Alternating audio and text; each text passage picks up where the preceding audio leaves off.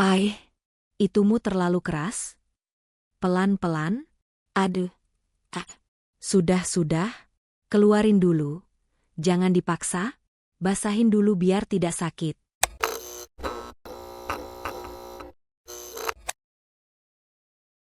Namanya Risa. Tante dari pihak ibu, usianya 45 tahun.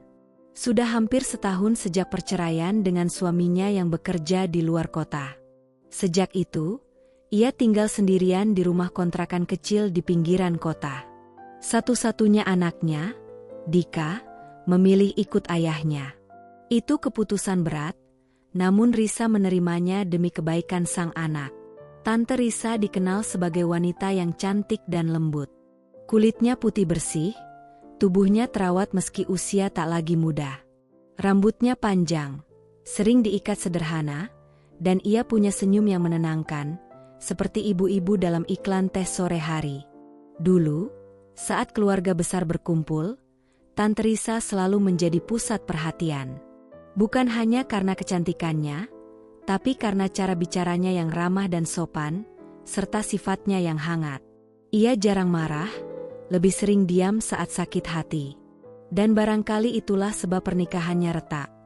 Terlalu banyak yang ia simpan sendiri. Setelah bercerai, ibuku, kakaknya, mengundangnya untuk tinggal di rumah kami. Alasannya sederhana, bantu-bantu membuat pesanan roti rumahan yang makin hari makin ramai. Tapi kupikir, alasan sebenarnya adalah agar tante tidak merasa kesepian lagi. Aku, Raka, 19 tahun, anak semata wayang ibu. Sudah lulus SMA dan belum melanjutkan kuliah. Sementara membantu usaha roti ibu, aku mengisi hari-hari dengan membaca, membantu di dapur, dan kadang mengantar pesanan ke pelanggan. Hari ketika Tante Risa datang membawa koper dan kantong plastik berisi pakaian, aku melihat dari balik jendela. Ia mengenakan blus panjang warna biru langit dan celana kulot putih. Matanya sembab, tapi ia tersenyum saat ibu menyambutnya di depan pagar. "Kak, makasih ya," katanya lirih. "Udah, Rin. Anggap ini rumahmu juga," jawab ibu sambil memeluknya. Aku ikut membantu membawakan koper tante ke kamar tamu. Sambil menyusuri lorong rumah, aku sempat menoleh ke wajahnya. Di balik senyumnya, aku melihat lelah dan luka yang tak sempat terobati. Tapi ada kehangatan juga di sana, hangat yang entah mengapa terasa membuat rumah kami berbeda hari itu. Malam harinya, kami makan bersama. Suasana hangat. Ibu banyak bercerita soal pesanan roti yang makin banyak, dan tante tampak semangat mendengarnya. "Kalau boleh bantu, aku pengen bantu di dapur juga. Biar gak bengong aja," katanya. "Tentu boleh. Justru itu harapanku," kata ibu, tertawa. Aku hanya tersenyum sambil memperhatikan wajah tante yang tampak lebih hidup malam itu. Entah kenapa, ada sesuatu dalam dirinya yang menarik. Bukan hanya paras cantiknya, tapi aura hangat yang lama tak terasa di rumah ini. Malam itu, sebelum tidur, aku sempat melihat tante duduk di teras.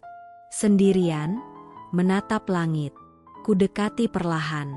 "Tante belum tidur?" "Belum, Raka. Tante suka lihat bintang. Di rumah lama, sering duduk begini juga. Sekarang bisa lebih sering.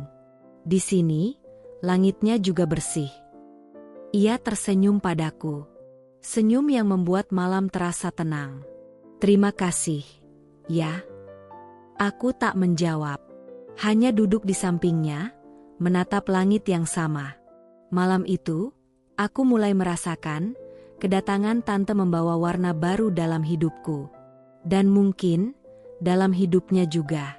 Sejak hari itu, Tante Risa resmi menjadi bagian dari rumah kami. Ia cepat beradaptasi, seperti memang sudah lama menjadi penghuni rumah ini. Setiap pagi, ia bangun lebih dulu dari siapapun. Saat aku turun ke dapur, aroma roti mentega dan kopi hitam sudah menyambut. "Pagi, Raka," sapanya lembut, dengan senyum khasnya. "Pagi, Tante." "Wah, harum banget." Ia mengenakan apron coklat muda, rambutnya diikat cepol, dan seperti biasa, tampilannya sederhana tapi anggun. Saat tangannya memegang adonan, ada ketelatenan di sana. Gerakannya pelan, tapi teratur. Ibu pun merasa sangat terbantu dengan kehadirannya. Kami jadi sering menghabiskan waktu di dapur bersama. Aku membantu menimbang bahan, memoles roti, atau mengatur loyang ke oven. Tante Risa mengajari dengan sabar. Roti itu kayak perasaan, Raka. Gak bisa dipaksa panas buru-buru. Harus sabar, katanya suatu sore sambil membentuk roti isi coklat. Kalau terlalu cepat, nanti malah bantat, tambahnya sambil tersenyum. Aku tertawa kecil. Berarti cinta juga begitu ya, Tante? Ia terdiam sejenak. Lalu matanya melirik ke arahku. Samar. Ya, mungkin, jawabnya pelan. Tapi cinta lebih rumit dari adonan roti. Hari-hari berlalu, dan kedekatan kami tumbuh pelan tapi pasti. Awalnya hanya obrolan biasa. Lalu beranjak menjadi saling memahami. Kadang kami tertawa bersama, kadang hanya duduk diam, menikmati teh hangat sambil menonton hujan dari balik kaca dapur. Yang tak bisa kuingkari, aku mulai betah di rumah. Dulu, teman-temanku sering mengajakku keluar nongkrong, tapi entah mengapa, kini aku lebih memilih tinggal di rumah. Rasanya hangat, mungkin karena kehadiran Tante Risa. Satu sore, setelah pekerjaan dapur selesai, Tante duduk di ruang tamu, mengenakan singlet longgar dan rok selutut. Ia tampak lelah, tapi tetap tersenyum saat aku menghampirinya dengan 2 cangkir teh. Wah, anak ini makin perhatian aja, katanya sambil menerima teh itu. Belajar dari Tante juga. Soalnya, aku nyaman kalau Tante ada. Ia tertawa kecil, lalu menatapku sekilas. Kamu ini suka menggoda ya? Aku mengangkat bahu. Enggak kok. Serius. Mata kami saling bertemu untuk beberapa detik. Tapi ia buru-buru mengalihkan pandangan. Kamu masih muda, Raka. Jangan terlalu dekat sama orang yang sedang patah. Aku terdiam, mencoba mencerna ucapannya. Tapi saat ia berdiri dan berjalan menuju dapur, ada sesuatu dalam langkahnya, pelan dan tenang, yang terasa seperti sinyal. Jangan pergi terlalu jauh, tapi jangan juga terlalu dekat. Dan malam itu, sebelum tidur, aku merenung cukup lama. Apakah yang kurasakan ini sekadar kenyamanan, atau perlahan tumbuh jadi sesuatu yang lebih rumit? Hari-hari semakin rutin tapi terasa berbeda. Dapur kini bukan hanya tempat membuat roti, tapi tempat di mana kehangatan tumbuh diam-diam. Di sela aroma mentega dan tepung, aku mulai menyadari bahwa aku menanti-nanti waktu bersama Tante Risa. Ia sering bercanda, sering tersenyum. Kadang, saat ibu pergi mengantar pesanan, tinggal kami berdua di rumah. Suasana jadi lebih tenang, tapi juga menegangkan. Suatu siang, hujan turun deras. Kami baru selesai membersihkan dapur setelah membuat ratusan roti isi sosis keju. Tante Risa melepas apron dan duduk di kursi dekat jendela. Baju singlet abu-abu yang ia kenakan tampak sedikit lembab oleh keringat, dan rok pendeknya naik sedikit ketika ia menyilangkan kaki. Aku yang dari tadi mencoba sibuk menyapu, jadi kehilangan fokus. Raka, sini duduk dulu. Capek juga, kan? Katanya. Aku duduk di sebelahnya. Canggung. Hujan di luar seperti jadi latar belakang adegan yang tak ku mengerti ujungnya. Tante menatap keluar, lalu berkata lirih. Dulu, kalau hujan begini, aku suka duduk di teras sambil peluk anakku. Rasanya hangat. Aku menoleh padanya. Tante masih sering mikirin dia, ya? Ia mengangguk, pelan. Namanya ibu, ya? Gak bisa lupa. Tapi aku gak bisa terlalu sering sedih juga. Nanti lelah sendiri. Kami diam beberapa saat. Lalu, entah dorongan apa, aku berkata, kalau Tante butuh pelukan, aku di sini. Tante tersenyum samar. Kamu manis ya, tapi kamu bukan anak kecil lagi, Raka. Aku berani sedikit mendekat. Aku tahu. Dan aku juga tahu, mungkin aku mulai merasa sesuatu yang gak seharusnya. Tante menoleh cepat. Matanya agak terbelalak, tapi tidak marah. Hanya bingung. Raka, jangan mulai sesuatu yang kamu belum ngerti benar. Ini bukan sekadar nyaman. Ini bisa jadi luka. Ucapnya pelan, nyaris berbisik. Aku ingin menjawab, tapi tak bisa. Bibirku keluh. Tante berdiri, menepuk pundakku lembut, lalu berjalan ke kamarnya. Langkahnya pelan, tanpa suara. Tapi di dalam diriku, gemuruh tak bisa diredam. Malam itu aku tak bisa tidur. Perasaan bersalah mulai mengendap. Aku mencoba mengalihkan pikiran, membaca buku, menulis jurnal, bahkan mendengarkan musik keras-keras lewat earphone. Tapi semua tak bisa menenangkan satu hal. Aku menyukai Tante Risa. Bukan sekadar sebagai bagian dari keluarga, tapi sebagai wanita. Dan aku tahu, itu salah. Namun rasa itu tumbuh. Diam-diam, tapi kuat. Sejak percakapan sore itu, suasana di rumah terasa berbeda. Bukan dingin, tapi ada sesuatu yang menggantung di udara. Aku dan Tante Risa tak lagi sedekat sebelumnya. Meski tetap berada di dapur yang sama, melakukan hal-hal yang sama. Senyumannya tetap ada, tapi kini lebih hati-hati. Sentuhannya, yang dulu ringan dan biasa, kini tak pernah lagi menyentuh kulitku, bahkan tanpa sengaja. Dan itu membuatku justru semakin ingin. Aku tahu ini salah. Tapi perasaan yang tumbuh bukan hal yang bisa kumatikan begitu saja. Ada rasa ingin tahu, rasa ingin dekat, dan lebih dari itu, ada rasa kehilangan ketika dia menarik diri. Suatu malam, ibu pergi menginap di rumah teman lamanya untuk menghadiri pengajian. Aku dan Tante tinggal berdua. Gak takut sendirian di rumah sama Tante? Tanyanya sambil tersenyum saat kami duduk menonton televisi. Aku menatapnya. Ia mengenakan kaos tipis dan celana pendek tidur yang biasa ia pakai di rumah. Rambutnya tergerai, tanpa make-up, tapi justru disitulah letak keindahannya. Alami, sederhana, dan menenangkan. Justru aku senang. Lebih tenang. Ia tertawa kecil. Kamu ini ya, tetap aja suka manis omongannya. Aku menatap matanya cukup lama. Ia menyadarinya. Ada jeda di antara detik itu, cukup untuk menimbulkan riak yang dalam. Tante. HM. Kenapa Tante gak menikah lagi?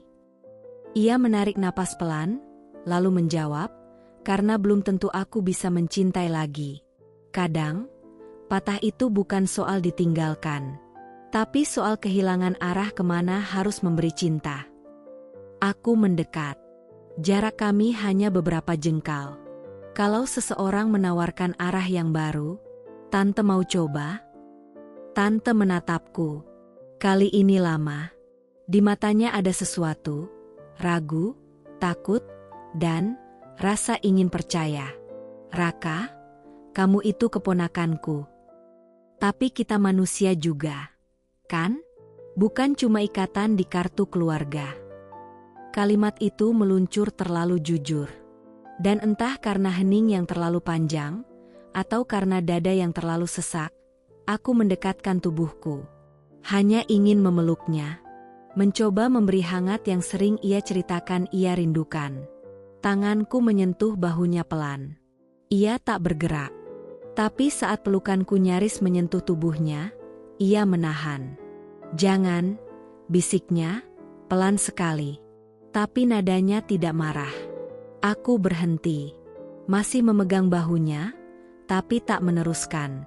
Tante berdiri perlahan, lalu berjalan ke kamarnya. Malam itu aku merasa bodoh, tapi juga lebih jujur dari sebelumnya. Dan malam itu juga aku sadar, ada batas yang tak terlihat, tapi sangat nyata. Dan kami sudah berdiri terlalu dekat dengan batas itu. Hari-hari setelah malam itu berjalan pelan, dingin. Bukan karena cuaca, tapi karena sesuatu yang retak. Meski tak terlihat jelas, aku dan Tante Risa sama-sama tahu. Ia tetap menyapaku setiap pagi. Tetap membuat roti seperti biasa, tetap menyajikan teh di sore hari. Tapi senyum itu tidak lagi hangat. Seolah ada tembok tipis yang dipasang diam-diam, menjauhkan kami tanpa harus berkata. Menjauh. Ibu mulai menyadarinya. Suatu pagi, saat aku sedang mengepak kotak pesanan, ibu berkata, "Kamu kenapa akhir-akhir ini? Sama tante juga kayak gak ngobrol kayak dulu." Aku menggeleng. Gak apa-apa. Cuma lagi banyak pikiran aja. Padahal aku tahu, pikiranku hanya berisi satu hal. Rasa bersalah dan kerinduan yang tak semestinya. Suatu sore, aku memberanikan diri menghampiri tante yang sedang memotong adonan roti di dapur. "Tante, bisa ngobrol sebentar?" Ia menoleh. Wajahnya lelah, tapi tetap tenang. "Boleh. Tapi kalau kamu mau minta maaf, aku sudah maafkan dari malam itu." Aku tercekat. Bahkan sebelum aku bicara, ia sudah tahu. "Tante," kataku, pelan. Aku bingung. Aku gak ngerti perasaanku sendiri. Tapi aku tahu, aku gak ingin bikin tante gak nyaman." Tante tersenyum kecil. Tapi senyum itu pahit. "Kamu laki-laki yang jujur, Raka. Itu bagus. Tapi kadang, jujur juga menyakitkan." Ia duduk, lalu melanjutkan, "Aku juga manusia. Aku bukan batu. Aku bisa merasa, bisa goyah. Tapi kalau aku membiarkan diriku goyah di hadapanmu, itu bukan cinta. Itu pelarian." Aku menunduk. Tak bisa menatap matanya. "Kamu bilang aku bikin kamu betah di rumah. Tapi jangan sampai alasan kamu betah justru menjauhkan kamu dari arah hidup yang seharusnya." Aku mengangguk, menahan sesak. "Jadi, apa tante benci aku sekarang?" Ia mendekat, memegang tanganku sebentar. "Tidak, Raka. Justru sebaliknya. Aku peduli. Tapi kadang, orang yang peduli harus menjauh. Biar yang disayang gak tersesat." Dan dengan satu kalimat itu, aku tahu, perasaanku harus berhenti. Bukan karena tak ada rasa di pihaknya, tapi karena kami tahu, rasa ini tak bisa bertumbuh ke arah yang sehat. Malam itu, aku menulis di jurnal. Ada perasaan yang tumbuh subur, tapi harus dicabut.